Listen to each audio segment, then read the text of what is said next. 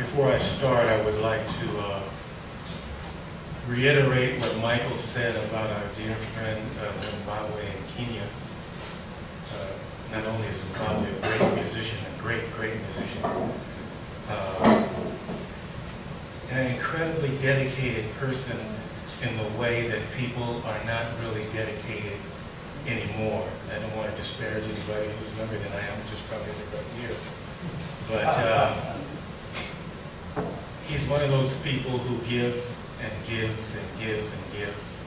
I remember coming to the Rosebud Cafe downtown a couple of years ago when he was doing a bag series, Bag 2 it was called, and going upstairs and there were little chocolate candies and water for people and sort of like the stuff that you're getting out when you go outside. And he came out of his pocket to do all that. Nobody had to pay to get in. He wasn't making any money. He wasn't getting any accolades. He was just doing it out of love for art and for music and for just, you know, the love of being alive. And being around him and being around his dear lady, Deborah Mashabini, has always been like that for me. So this is for Zimbabwe.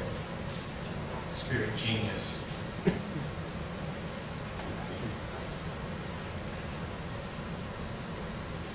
Spirit genius died today in internal exile.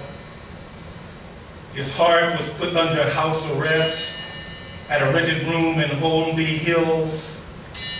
Someone saw him fall and put their mouth on his and then called 911.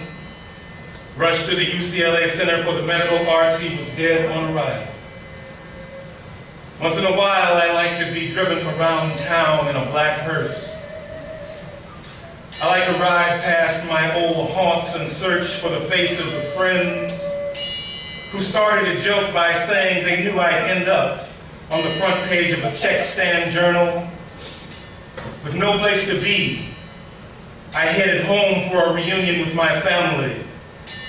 I had lost contact with them maybe 10 or 15 years back, but I found them with my wit and they found me by taking their lunch out to the highway and wading through traffic.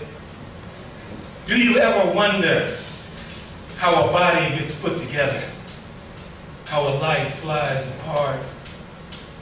I found some phone numbers in my back pocket the other day. All of them were stray, but none were checked. You have to look up to someone to find love and respect. I have not been around a lot lately. I was out in the garage making special notes about Duke's nuances in East St. Louis Toulouse, rocking in rhythm. Don't mean a thing, man.